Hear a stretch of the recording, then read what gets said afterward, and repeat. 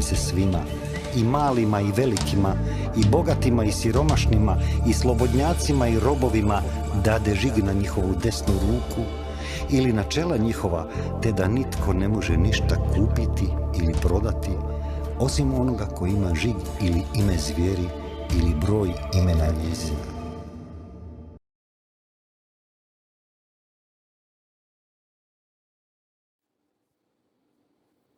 Pozdrav dragi narode, dobrodošli u još jednu epizodu Slobodni. Današnja tema je Svjetski ekonomski forum ili WEF. Znamo svi da je i naš premijer bio na tom sastanku. Puno vas je reagiralo na njegovu jedan panel u kojem je rekao, umjesto da su imali ozbiljne probleme, samo je probleme spomenuo vezano za rat. Tu su bile najviše reakcije. Međutim, ja mislim da su tu puno važnije stvari koje se trebaju premijera pitati, a to je šta uopće radi tamo. S kim razgovara, o čemu razgovara i u čije ime. To je naime u organizaciji jedne privatne kompanije. I tu se okupljaju svi svjetski moćnici, vlasnici i upravljači najvećih svjetskih korporacija, predsjednici država, premijeri iz cijelog svijeta, posebice zapadnog svijeta u kojem i mi pripadamo. Stoga sam tu temu odlučio provjeriti iznutra i imam veliku čast da je današnji moj gost upravo bio na tom sastanku u Davosu prije nekoliko dana i danas će nam iz prve ruke reći što se tamo događali. Stoga idemo ga odmah pitati. Njegovo ime je gospodin Mark Morano. Hello Mark, welcome to our show in Croatia again. Thank you, happy to be here. You've been in Davos, where I had a meeting in the World Economic Forum, and you have first-hand information. Can you tell us first impressions? Yes, it was my first time going to Davos, to the World Economic Forum. And the first thing I guess I was just, that hit me was the concentration of wealth. This was, everything about it was money, wealth, power. And you could just feel it from the vehicles they drove, the Mercedes, the BMWs, the large luxury cars, to the villas and the hotels and the restaurants and this little wealthy ski resort of Switzerland. They picked one of the most elite places in the world to hold this meeting. And I guess one of the first ironies is when you go there, I went to, they had a car they were promoting in the public town square that was the size of something you'd cut your grass with, a lawnmower. And this was for the people. But they, of course, none of the people in Davos would ever drive such a small, little, earth-friendly car. So I guess what gets you, first of all, is these are wealthy, powerful people who want to tell you how to live your life. That's what you feel when you go there, because it's stifling with wealth, money. Well, I always had a question, because our Croatian prime minister was there. And I was always asking myself, what he's doing there? It's a private organization, World Economic Forum, and it's not United Nations, it's not European Union, it's not something where politicians officially go. It's a private occasion, but very wealthy and very powerful people. I don't see the logic. What would prime minister of what some small country could do there without presenting to our government or to our people what he was talking about, with whom, and in which name? Yeah, well, it's a great question. And this is what we find with not just prime ministers and presidents, but you find the royal family, you find company CEOs, you find cabinet members and congressmen and senator and parliamentary members. Everyone seems to have, they need to go to these meetings. Now, first and foremost, it's a status symbol sort of, I was at the Davos meeting, so immediately you have more credibility, you're connected, you're in. So there's a social status to it. Secondly, it's about networking. So your prime minister might go because he needs to network and see other prime ministers. And I'll get to the real reason here in a minute. But all of these people go and network, and they're all like-minded and same interest, meaning you're either in power, your royal family, you're an executive, you're a billionaire, you're a millionaire, you're a cabinet member. And this is where they go to essentially plan and coordinate how they want society to be ordered and what actions they want taken. What's really interesting is if you had a president, prime minister, or a cabinet secretary who wanted to meet with donors or industry, in many cases based on campaign finance law, disclosure, government rules and ethics, to do it outside of Davos requires a lot of paperwork, a lot of restrictions on your meetings. But in Davos, it's party time.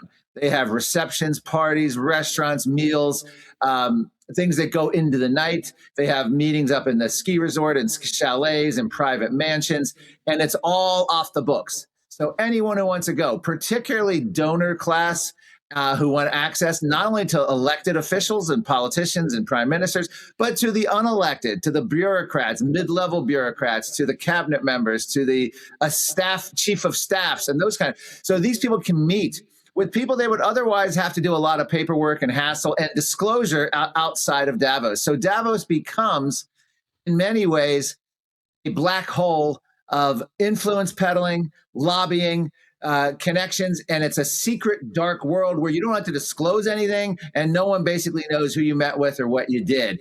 That is why when Klaus Schwab started this, the whole World Economic Forum back in the 1970s, it's had long staying power because it gives the global governing elite, for lack of a better phrase, and the power structure a place to just go meet off the books, and they get to all mingle and they get to plan and collude and come up with, things like you'll own nothing and be happy. When you say donor, it sounds to me like corruption. But let's start with analyzing what were the yes. It's hidden corruption. That's the whole point. It's corruption you can't really prove. That's the point. Yeah. Okay. Then it's not only me. What was the main topic in this year? Well, interestingly, just over the last few years, there have been so many of these meetings, and top of the list was always climate change. Top of the list was COVID in recent years. And of course, top of the list has always been restructuring the global economic order and essentially reorganizing society from top to bottom. Well, this year, the top issue was Donald Trump, President Trump of the United States, and Greenland. And he essentially hijacked the entire economic and political agenda of the World Economic Forum in a way that I've never seen in my 15 years of following what Davos and the World Economic Forum have been up to. It's unprecedented. And so it was so bad that at one point, European leaders led by Emmanuel Macron were thinking of doing an intervention on Donald Trump. They were going to have all these world leaders pull him aside in a room, very similar to like a drug interdiction when someone's an addict and you're going to whisk them off, to a drug addiction, to a treatment center. Well, they were going to sit Donald Trump down and try to talk sense. They were just in an absolute panic. Well, it turns out President Trump shows up. He sort of backed down, the idea of forcibly taking Greenland. But his masterclass of political timing and strategy paid off because the whole meeting was dominated not only by Donald Trump, but by his cabinet.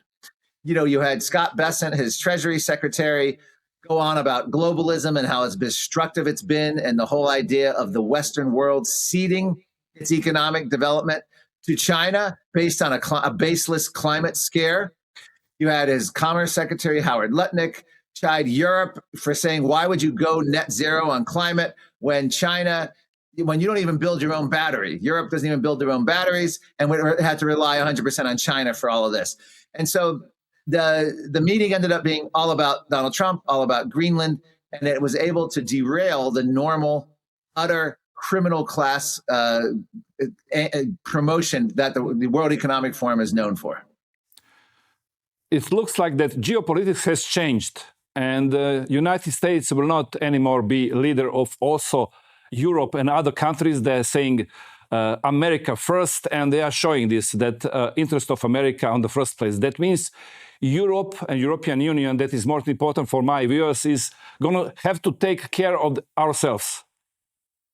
Yes. In fact, when Donald Trump first ran for president, you go back to 2015, he was talking about abolishing NATO and about setting up essentially NATO defending itself and the U.S. withdrawal. So what he did here, and he's got a board of peace now he's proposing in the Middle East. He's trying to bypass both the EU and the United Nations and come up with something that he believes is America first. And he believes in nationalism. He believes Europe should be Europe first, and he believes Canada should be Canada first, and Poland first, and Croatia first. And so, what he's trying to do with NATO essentially is get them at this point. I don't think he's going to withdraw, but he wants them to be less powerful, and he wants them to essentially pay more and more for their own defense. And he's tried everything to get this Ukraine war ended, which has still not happened. I think once the war in Ukraine ends, there's going to be a further detachment of US with Europe. And, Mark Carney spoke at Davos and gave quite a remarkable speech. It was a moment where it was sort of mask off, and he admitted that the rules-based order was essentially a sham all these years. That is essentially only this new world order and essentially this alliance only worked until a powerful country, wanted to do their own interests, and then they just violated the rule. And so the idea of this idea, it was sort of a myth to begin with, that we're going to have this rules-based order and everyone's going to follow it. So I think what Donald Trump's doing is essentially basically saying, let's stop the charade. And I think Prime Minister Carney of Canada basically said, he's right. And now they're talking about forming alliances without the United States involved. And of course, this is a whole restructuring, because you have Russia aligning with China and India and Brazil. You have the BRICS nations. You're going to have a Europe without the stronger influence of the U.S., and you're going to have the U.S. trying to do the Board of Peace and enforce their interpretation of the Monroe Doctrine. So it's which is going to monitor the Southern Hemisphere, and America's closer geographically. So it's very hard to tell where all this is going to come. And we all know that any international incident or war can turn all of this on top of its head. But there definitely seems to be a change from the post-World War II Europe-U.S. alliance. Well, WEF was always a symbol of globalism, global organizations, global policies, global actions. But what do you think? Is this the end of WEF after these geopolitical changes, exactly breaking old alliances and making new one? Well, this is a tough question, because Klaus Schwab started the World Economic Forum, as I mentioned, as a way for all of these people, prime minister, kings, royal family, bureaucrats, politicians, billionaires, CEOs, executives, to all get together in private and collude and meet secretly. There's always going to be, for the governing class of the world, a reason to have a meeting like this. And what I say in my book, The Great Reset, Global Elites and the Permanent Lockdown, is throughout human history, the ruling class, global governing class, has always tried to think of reasons why the rest of us cannot be free. And that's either wartime restrictions, terrorism, COVID-like viruses, we're in a pandemic, climate emergency, terrorism emergency, immigration emergency, and they like to suspend civil liberties and our rights temporarily while we deal with some kind of crisis. In order to have that kind of tradition carry on as it has for thousands of years, and you can go back to the Roman Empire, through the Middle Ages, through Germany in the 1930s, the idea of declaring an emergency and coming up with reasons why people have to have their rights restricted. This is during times of crises or emergencies is when most human rights are violated throughout history. So there's always going to be a reason to have a Davos-type meeting. Having said that, Davos has lost a lot of influence because of the failed, I call it the Great Reject. The Great Reset was the brainchild, of course, of the World Economic Forum. You'll own nothing and be happy. Meat will be a rare treat. Climate will be a top concern. You'll have your food delivered by drone. You won't own vehicles. You're going to be in this whole post-world order where they're going to call us useless eaters as artificial intelligence takes over AI. Yuval Harari of the World Economic Forum has said, we're going to need psychotropic drugs, to dull our mind, sort of psychiatric drugs, and also have mindless video games to occupy us useless eaters. So I think they're just going to regroup at the moment. And even in Donald Trump's presidency, and this is important, he is allowing expansion of AI, which I think is dangerous in many ways. He's allowing government contracts with surveillance companies like Palantir, which is going to allow a digital great reset in a surveillance state, not just in the United States, but globally. So even people we think are saving us, like President Trump, there's a dark side that you have to be vigilant against, because right now there's an advance of the billionaire class through artificial intelligence and taking more and more jobs. Amazon's already laying off a lot of jobs because they're being replaced by artificial intelligence. And at some point, the people have to be aware that, this surveillance state /AI / their tax money going to promote all this may not be in their best interest. So I say the World Economic Forum is definitely hurting, but the Great Reset agenda is taking a pause, but it could come roaring back. Yes, I heard some people saying that Donald Trump didn't destroy a global order. He just removed it in his hands and he will build a new one. And this surveillance that you're mentioning, it's in the middle of this because you need to control it. Why you think that artificial intelligence, as I understood, it was the main topic there, it's so dangerous for humanity? Okay. A simple question to start with. Do you trust Mark Zuckerberg, Bill Gates, even Elon Musk and others to actually have humanity's best interest at stake? The answer is no. And do you trust big tech to rule our lives in any way that's going to be benevolent or beneficial to us? The answer is no. Artificial intelligence is absolutely terrifying. And it's not just because it's artificial intelligence. And I'm not saying you should be opposed to new technology. It's because of government collusion with it. It's because now in the United States, we're giving $100 million contracts to AI companies. We're waiving states' rights, or attempting to, in the United States, so they can build giant data centers that frankly look like Soviet Union, Soviet-style architecture from the 1950s, ugly windowless buildings dotting our landscape, zapping local power, zapping all of our energy, raising our electricity costs, all so that it can eventually take our jobs. And the capacity, some people have raised the idea, we all know about Epstein Island, Jeffrey Epstein's Island, and the potential for blackmail.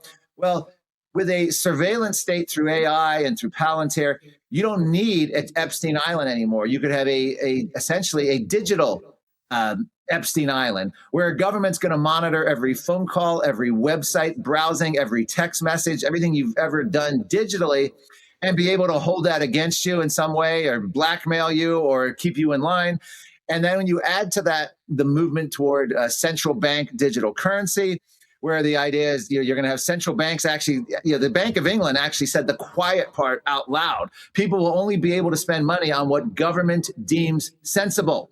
What does that mean? It means guns, meat, gas-powered cars are probably things that government won't deem necessary or sensible. And they'll be able to withhold that. If you say something against, say, a lockdown because of a virus, or the canceling of medical procedures or weddings and funerals because there's the unelected public health official has declared a public health emergency, you could then have your ability to buy groceries stopped because it's considered, you're considered a domestic terrorist by the government. We saw Justin Trudeau do this very thing with the Canadian truckers, declared them domestic terrorists and cut off access to their own bank accounts. They weren't able to buy a cup of coffee because their money had been seized by the banks that their money was in. So we still live it's a very grave, dangerous world. And even here, again, I'm not going to sit here and give you a partisan Trump message, but even here in the United States, what we used to decry under Bush Cheney as going against terrorism, we had the Homeland Security Department funded.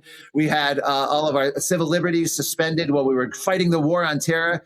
Fast forward to today, and essentially we're seeing a similar action by saying that they're illegal immigrants and they're being suspended now. In my lifetime, I never thought a Republican president would be promoting masked federal agents poorly trained in the streets with guns, not forced to identify themselves, threatening to put people on a terror watch list. That's pretty scary stuff. So when we're talking about AI and facial recognition and a surveillance state, Republicans, Democrats, even Donald Trump can fall into this and help promote it. You mentioned Yuval Noah Harari and also Klaus Schwab. I heard them saying that it's not anymore important what is above the skin. Now they will know what is below the skin. And even Klaus Schwab said that we will need no any more elections because we will know in front who you're going to vote for. That means they will read our mind and our thoughts. Yes, it gets really creepy. It's this sort of like futurism and this melding of humans with machines. It's a whole edict and basis of the world economic, the transhumanism that they promote. And what they've said, he said that out loud, that the idea is they'll know based on AI, based on surveillance, based on monitoring all your activities, how you're going to vote, and why go through the motions of voting? They can just declare the winner based on that. And of course, this is if you trust the system, if it's accurate, and if you trust that people who are actually fair players are in charge of it, none of which is ever going to be true. And when you're looking at, even elections, again, even here in the United States, they're talking about employing all these, mass federal immigration agents at our election. It makes me uncomfortable as a conservative, libertarian Republican. I don't like to see Republican presidents promoting that. The right to vote, of course, is sacred. And I don't even trust the machines at this point. I think paper balloting with oversight is probably the way to go, or simplified electronic. I mean, the idea of these machines and run by big corporations that are tied in with politicians it's crazy to have that. And so, yeah, the World Economic Forum has had a lot of just wacky ideas when it comes to like reading brain waves and digital vaccines that the government can use barcode readers to get. I mean, they say this stuff that's just absolutely terrifying. And I'll say it, Nazi-like, very similar to what, Nazi Germany would have lusted after if they had the technology. And it's now been almost normalized. Like, oh, yeah, that's so convenient. That's how central bank digital currency sold. That's how AI is being sold. Everything's sold. It just makes it all the more convenient. And of course, censorship is a big part of this. The World Economic Forum, Klaus Schwab, they were the huge promoters behind the idea of disinformation. In other words, if you say something that the government or a government agency disagrees with, you're automatically not telling the truth and you should be censored. That's frightening stuff globally. And you have that going on in England. You have it going on throughout Europe. The idea of these unelected bureaucrats that terminate people on, who are like a Facebook post or Twitter can immediately, come and have police arrive at your door. This is not a world we want our kids growing in. This is not a world we want to live in. So if you get me here talking, the more I talk, the more I'm thinking the Great Reset agenda is alive and well, because we need to recognize this. And I think ultimately this comes down to defeat a Great Reset, World Economic Forum, Davos agenda, billionaire agenda.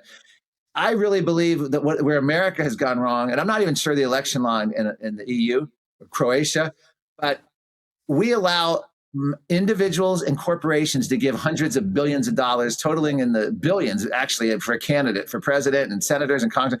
I think you have to get out big money. I don't think a corporation, I think a person should be severely limited. An Elon Musk should be limited. A Marian Adelson should be limited. Any other billionaires should be limited to how much they can donate to electable candidates. I think we need lobbying restrictions.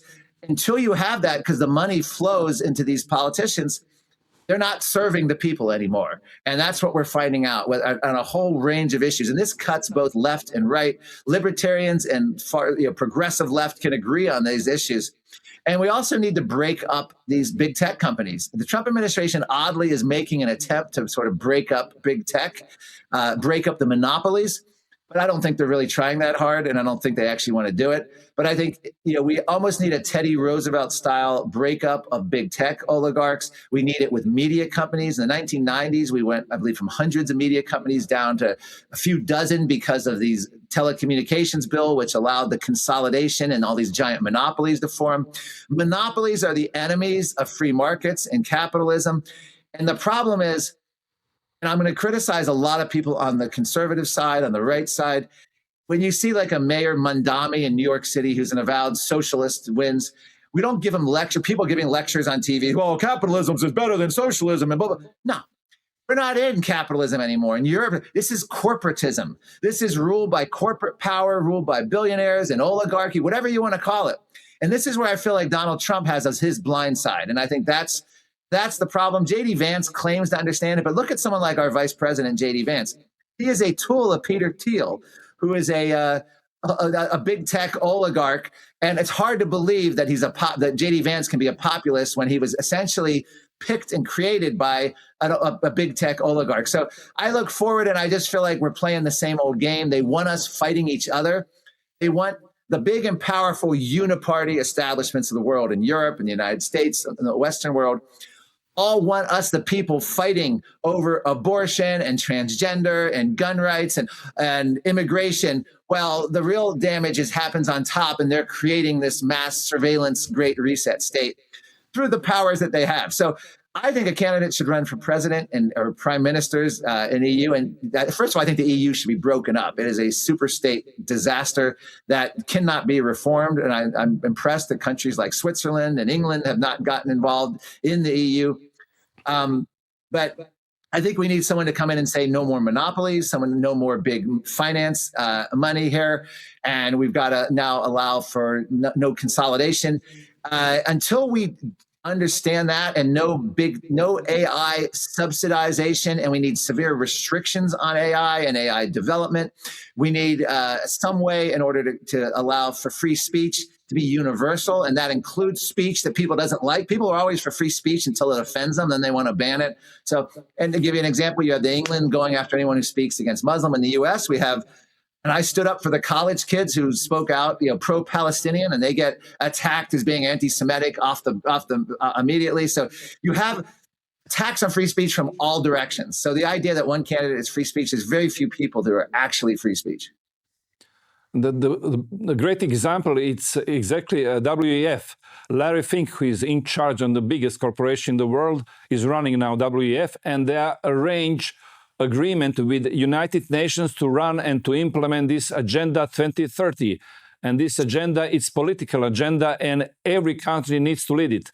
For just my viewers, our Prime Minister says that we are going in this way very good. We are 8th in the world implementing Agenda 2030. I think there is a huge impact of corporation in this agenda, and that means they were building this surveillance state, but around the world. Yes. Okay. Sri Lanka was also number 1 in the agenda. They weren't number 8. They were number 1. They had the highest ESG score in the world, and they believed all the net zero nonsense. And they went with, the farming practices. The whole country's food system collapsed. The palace was overrun. The country collapsed. It's a disaster. And this came out of the 1992 Rio Earth Summit Treaty, the whole idea of Agenda 20, Agenda 2030, Agenda 19, sustainable development. The idea that you need a centrally planned international body to regulate every aspect of human development. That's essentially what sustainable development is. You can't have transportation, you can't have food production, you can't have housing, you can't have construction, any aspect economic activity without considering the planet. And you need essentially mid-level, unelected, bureaucratic bean counters with UN ideology implementing this. And it's a frightening agenda. I do have good news. Now, as much as I just criticized President Trump, he has been phenomenal on the UN, United Nations climate agenda. He's been phenomenal pushing back the Green New Deal, phenomenal pushing back net zero. He has officially and pulling us, the United States, out of this Sustainable Development 1992 UN Earth Summit. He's announced his intention earlier in January of 2026 for the U.S. to be out. I believe it'll take 1 year, and the U.S. will be formally out of that treaty. In order to get back in, it would have to be resubmitted to the United States Senate, which would be very unlikely. So it makes it difficult for a future climate activist president to get us back in. In the case of the EU, you have people like von der Leyen, who I consider, an evil woman pushing this agenda. When you have the whole idea of net zero in the EU, when the Netherlands farmers rose up a couple years ago against the net zero climate policies for agriculture, they ended up throwing manure all over the entrance of the EU, which I can't think of a better example of a place that deserved manure or crap or shit thrown on it than the building of the EU Parliament, which I've spoken at in Brussels before. I did a movie premiere of Climate Hustle there back in 2016, I believe, or 2016. And the EU is structured, and I've done a little bit of research on this. The EU is structured in a way where they don't really care what each country thinks. They don't care what the voting bloc. It's sort of the way the bylaws are written. The EU unelected bureaucrats and leadership can do whatever the hell they want, and they can go against the will of the member nations. And essentially, even though a lot of these countries, from Germany to UK recent elections to even France, have all turning against the net zero green agenda, the sustainable development, the EU goes full steam ahead. So I would recommend, if there's any way, you need a mass exodus. You need to abolish the EU. I don't know that that's going to happen, but I think there's no amount of individual country prime ministers or voting that's going to get you out of it. These are dead set bureaucrats who are dead set on implementing their agenda, and they're going to do it. I don't know how you stop them. It's got to be like, it's got to be mass protest, and you've got to shut the EU down in some way. But sustainable development is one of the evils. It's just basically, it's Marxist communism in another form. It's climate communism is all it is. It's literally a planning of a bean counting bureaucratic accounting of every aspect of your life. But instead of for the workers or for the state under communism, this is all for, the idea of the planet, and the planet's going to smile and the climate will smile when you're doing this. It's a weird virtue signal with huge human costs. But people, try to indoctrinate children from the youngest ages all the way through college and university. They have to go along with this agenda because it's the moral thing to do. And meanwhile, the results are pure evil because it creates poverty, creates shortages, and it creates, essentially a great reset world. And we have, even here in the United States, you have CNN proposing carbon passports to limit our travel, where the government would monitor how much you travel. When you hit your sustainable development level, your travel will be limited. In England, in UK, they proposed government, energy passports, where the government would monitor your train and plane travel, your energy use, your electric bills. If you exceed it, you owe money. If you're under it, you get some kind of a credit. And this is where they call for global governance, and again, all tied in with the Davos agenda. So, to go back to your first question, you got me convinced here. We're in a pause at the moment, or at least a outward pause of this whole agenda, but there's a lot happening behind the scenes, and all they're really doing is just sort of waiting it out, and they're going to come back. They're waiting for the next virus. They're waiting for a big thing they can claim as climate change. They're waiting for a war. They're waiting for another terrorist act to just continue to chip away and take away our liberties. You mentioned that a lot of this is happening behind the scenes. You were there. Can you tell us something, some exclusivity? What was happening behind the scenes there? Well, these meetings happen behind the scenes. One of the things I went to was at the Climate Hub. Now, this is something they don't expect any outsiders to go to. And this is what I mean by they're going under the radar. They're going stealth. It's sort of secret. I went and sat in on a seminar about the financialization of nature. And that means these were climate activists affiliated with the UN, bureaucrats from all over Europe. It was in a pitch black amphitheater. They had a very slick production.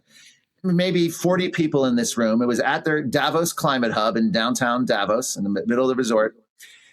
And they were openly talking about assigning every lake, tree, forest, river, natural asset around the world that would have its essentially own natural score, an ESG score, or a asset score that a bank would basically say, you can't develop this unless the bank okays it, or you pay the proper natural balance, or the financial nature. And this is a way, ultimately, for Wall Street and market and big corporations to control land use throughout the world. And we even have this in the United States. The Okefenokee Reserve was under President Obama, was designated a UN heritage land. And because of that, local state of Georgia in the United States can't develop or do anything to that land because the UN controls it. Well, in Davos, they were basically talking in bean counting bureaucratic language that the average person's eyes would glaze over. And this is some of the things that they do. It's this weird sort of bureaucratic language that they're talking and they're plotting and they're planning, and this is below the radar. This won't be announced. This won't require votes by the EU Parliament. It won't require votes by any country in Europe. These are the kind of things that just sort of happen based on the bureaucrats. The EU is going to love it, and the global international body, and it's based on all the UN activities. And the U.S. would be a part of this if we didn't pull out of this 1992 treaty. And we also pulled out of about 65 or more other UN-style international treaties Donald Trump did that don't serve our interests. Because there's a lot more. There's the UN Population Fund. There's the UN Green Climate Fund money. There's the UN Climate Panel, the IPCC, Intergovernmental Panel on Climate Change, that we were funding the scientists. So to answer your question, that's one of the examples. They're going to go stealth under the radar with a way that each natural asset's going to have essentially a bank behind it saying you can't develop this unless you pay for what we deem is the natural asset. In other words, the financial cost to the earth. You're going to have to pay us, this bank, first. And that's a way they can restrict, limit, and of course, if one of the other billionaires wants to build something, they'll waive all the regulations for them. This is not for the ruling class to have to pay attention to. And that's the way it always has been. And that's the other reason for Davos. It's a way for people to network so that they're exempt from the rules that everyone else has to follow. That's the simplest definition of Davos you'll hear. You're talking about tokenization of nature. I had some shows we talked about this. Yes. That means they are building new financial structure. When we know that central bank digital currency is coming and there is a tokenization of the nature, that means they have a new space to build up a new financial structure and build up a new debts. Because now we know that we are living in a big bubble of financial debts all around the world, but they are lacking of assets for this.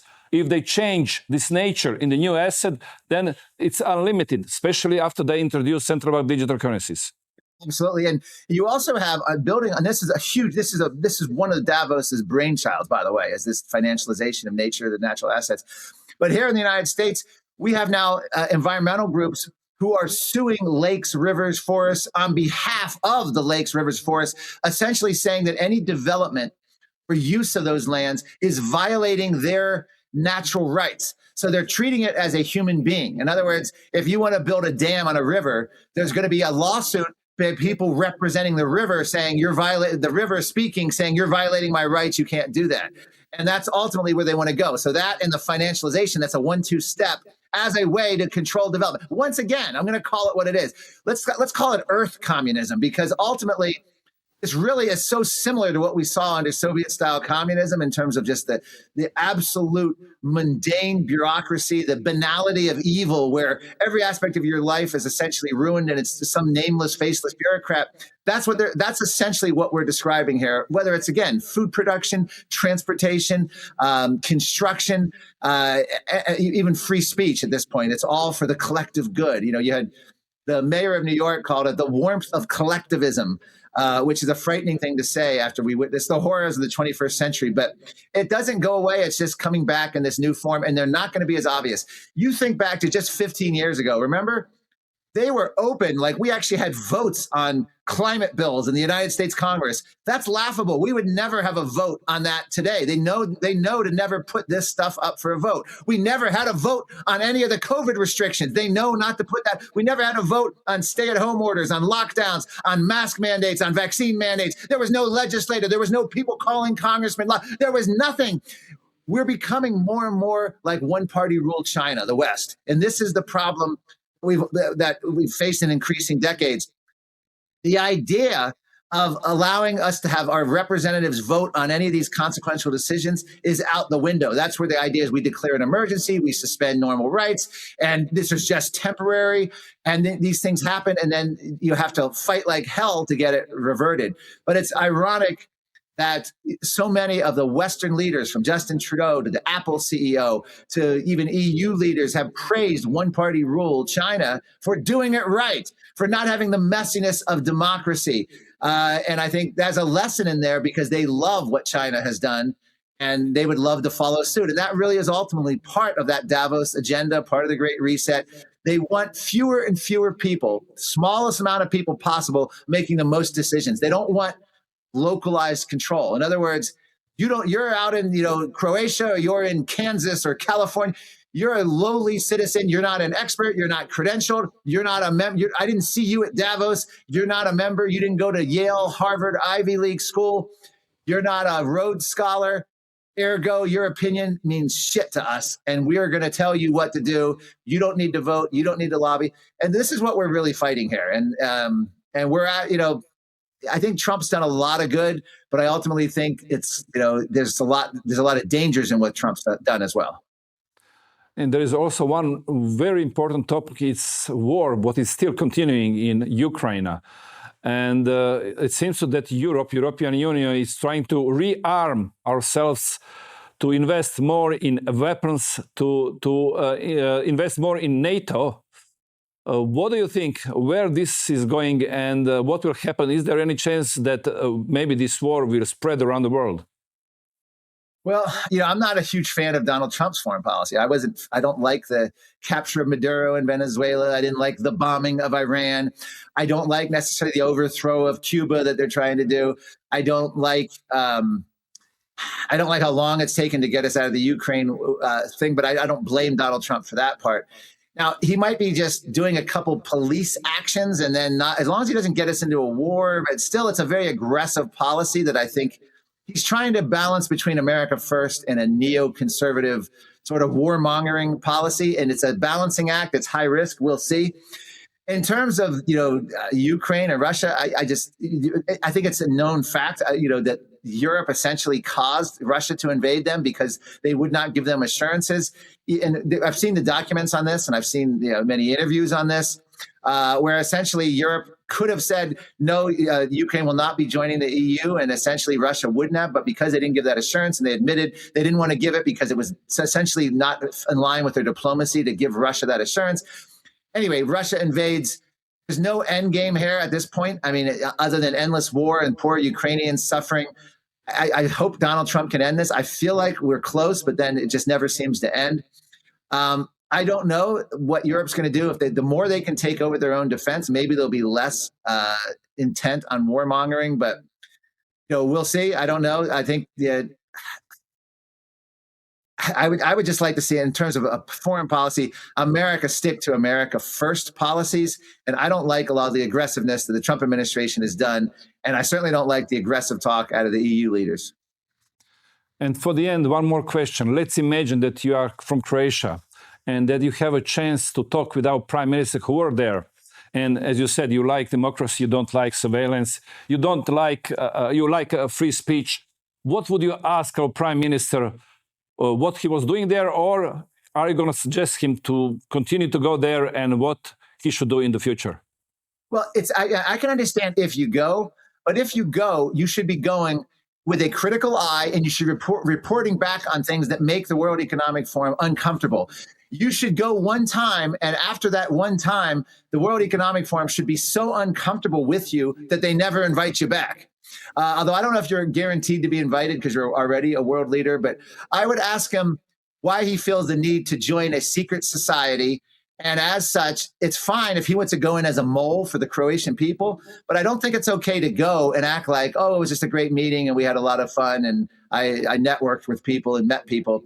He needs to go and talk about some of the, expose some of the insane ideas that this organization has. People should be asking him what he thought of the Great Reset agenda, what he thinks of sustainable development, what he thinks of the idea of the rich and powerful meeting in secret outside the books with no lobbying regulations or no ethics, paperwork to fill out, and ask why he wants to be part of this kind of, quiet secret club or secret society.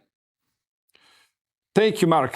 Thank you for your time and experience, and we'll see. We'll see if anything will happen until the next meeting in Davos. I believe next year in January there is usual, but who knows? Yeah, and I'll be going to Turkey to the UN Climate Summit, COP31, and I might be going to Davos next year, so we'll see. But thank you very much. Nice talking to you. Thank you. Thank you. Evo, dragi narode, čuli ste iz prve ruke kako izgleda kad se sastanu najmoćniji i najbogatiji ljudi na svijetu. Međutim, ono što je važno jako i zbog čega sam i ovu emisiju napravio i postavljam već pitanja dugi niz mjeseci, zašto nitko u Hrvatskom saboru nije pitao našeg premijera što radi tamo? Naime, to je privatna organizacija. Istina je da su tamo moćni ljudi, istina je da su tamo i svjetski čelnici s kojima se može sastati, ali s njima se sastaje i ovako i onako. Ima kontakte, danas smo svi povezani. Zašto je potrebno da ide na mjesto gdje svi građani to gledaju kao mjesto elite koja se okuplja, koja više misli o budućnosti sebe i svog bogatstva nego onih koje u stvarnosti i ne predstavljaju? Jer tamo niko od ljudi koji vodi taj svjetski ekonomski forum nije izabran od nikoga. Čak i više Ursula von der Leyen, koja nije izabrana isto tako na izborima, ali više ona ima demokratski legitimitet nego neki Larry Fink koji to vodi, koji inače usput i šef najveće svjetske korporacije. Iz povijesti smo znali da jedna od definicija fašizma je bilo kada se države i korporacije ujedinjene, dogovore i upravljaju. Da li to vidimo ovog časa? Meni to sve više liči na to, pogotovo na način upravljanja.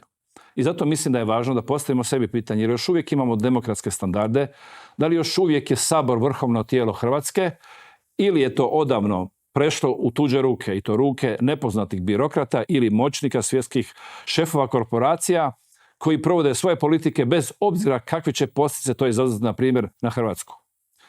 Također, već niz godina on odlazi tamo, ne pita ga niti jedan novinar. Ja sam pratio tu stvar i on je otišao u Ujedinjene narode prošle godine, nikoga ništa nije pitao, kad se vratio niko ništa nije pitao. Onda opet sad odlazi ajde razumijem, Ujedinjeni narodi, nismo članovi tamo, a Svjetski ekonomski forum, to je privatna kompanija. Međutim, ta privatna kompanija ima veliki utjecaj. Stoga je važno pitati jel imamo te demokratske standarde i što je on radio tamo. Međutim, nisam optimista da ćemo mi bilo koga bilo što pitati i još sam manje optimista da se narod i izabrani politički predstavnici pitaju išta. Čini se da je moć, novac smješten negdje drugdje, a ne u rukama oni koji bi trebali biti predstavnici svojih naroda. Ali svejedno, snimio sam ovaj intervju upravo da čujete iz prve ruke, da vidite kako to izgleda tamo, nekoga koji je bio, koji je običan čovjek kao i mi, ali eto ima prilike i mogao si je priuštiti da dođe tamo i da ga prime i da sluša što imaju za reći, pa da vam iz prve ruke prenese, da sve ove dojmove koje mi imamo kada vidimo službene prenose iz Davosa, u stvari to nisu samo naši dojmovi. Uistinu je tako. Nadam se da ste zadovoljni sa današnjim temom i gostom i uskoro se vidimo u sljedećoj epizodi Slobodni. Nitko vas neće natjerati da se poklonite zvijeri, učinit ćete to svoje voljno, odbacujući vjeru. Bićete laka meta za zvijer, jer se niste podredili vjeri. Ako se ne podredite vjeri, podredit ćete se zvijeri. Toliko ćete se suobličiti sa ovim svijetom, da nećete ni prepoznati da ste u zabludi. Biće to najveća demonska prevara ikada i pravedno zaslužena osuda nad nepokajanim grešnicima. Gdje su svi oni koji su